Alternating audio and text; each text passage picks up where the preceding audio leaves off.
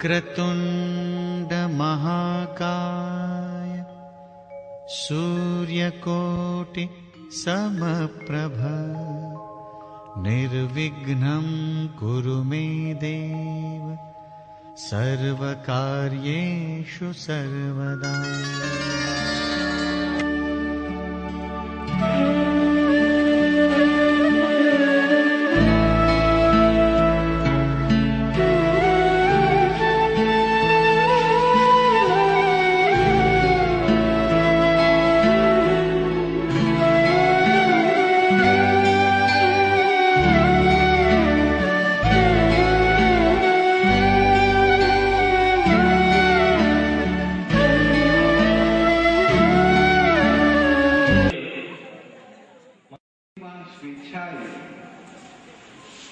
આટલા શ્રોતાઓ અહીંયા ઉપસ્થિત છે એ એમનામાં રહેલી સંસ્કારિતા, કંઈક સારી વસ્તુ જાણવા માટેની ખેવના બતાવે છે.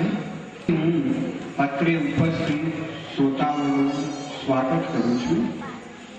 મારી તો દિલથી, અંતરથી, સાચા મનથી એ ઈચ્છા છે કે ભગવાન સ્વરૂપ જે માતા પિતા અહીંયા ઉપસ્થિત છે, જે વડીલો અહીંયા ઉપસ્થિત છે, કે સૌને વ્યક્તિગત રીતે ચરણ સ્પર્શ કરું, પરંતુ સમયના અભાવે એ શક્ય નથી.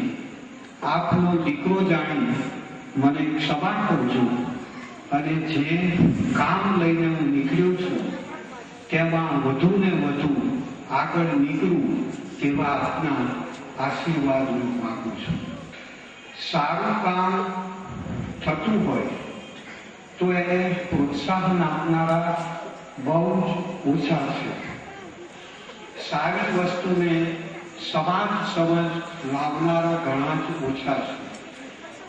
એક વિદેશી ચિંતકે કહ્યું છે કે સારા કામને પ્રોત્સાહન આપવાનું કામ સજ્જનો કરી શકે છે.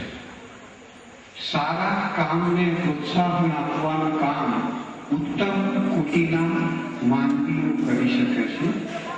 આજે અહીંયા વિકાસ મંડળ આશી અને પાટીદાર પંચ આશી દ્વારા આ કાર્યક્રમનું કોઈ પણ જાતના સ્વાર્થ વિના માત્ર એક માનવતાના ધોરણે સારી વાત ફેલાય, ઘણા કાન સુધી વાત પહોંચે, ઘણાના હૃદય સુધી વાત પહોંચે, એ શુભ ભાવનાથી વિકાસ મંડળ આશી અને પાટીદાર પંચે આશી આ કામ કર્યું છે. ખરેખર સારા માનવીઓને સારું કામ કરવાનો વિચાર આવે છે.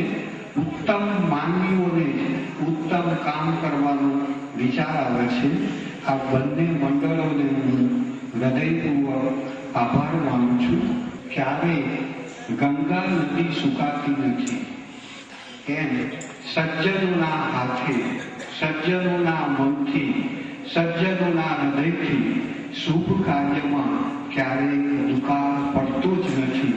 આશા રાખું કે આ બંને મંડળો દ્વારા ભવિષ્યમાં પણ આવા ઉત્તમ કામ, સર્વોત્તમ કામ થતા રહે.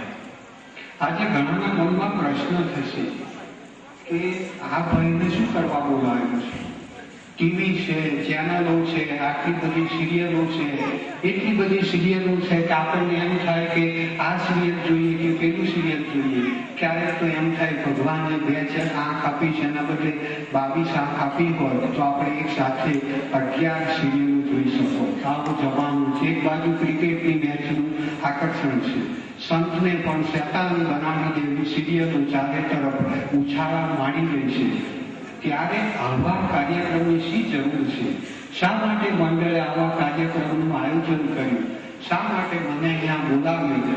એવો ઘણાના મનમાં વિચાર આવે, પ્રશ્ન થાય, મૂંઝવણ થાય. એ સ્વાભાવિક છે. થોડીક ચોખવટ કરી અને મારા કામમાં આગળ વધું છું.